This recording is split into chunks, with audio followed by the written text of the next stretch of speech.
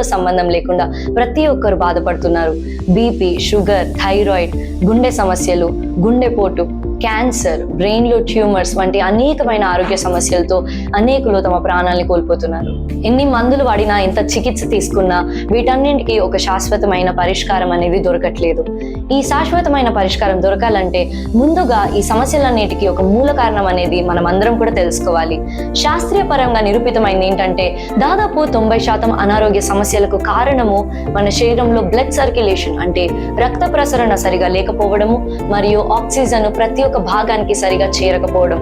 ఈ రెండు సమస్యల వల్లనే మనకి ఈ రోజు ఉండే ప్రతి ఒక్క సమస్య ఏదైనా కానివ్వండి, అది బీపీ అయినా, షుగర్ అయినా, హార్మోనల్ ఇంబ్యాలెన్స్ అయినా, ఇంకా క్యాన్సర్ వంటి తీవ్రమైన వ్యాధులైనా, ఎప్పుడైతే ఆక్సిజన్ ప్రతి ఒక్క భాగానికి అందదో మన శరీరంలో రోగ నిరోధక శక్తి మరియు మనం అందరము కూడా చురుకుగా ఉండే ఒక శక్తి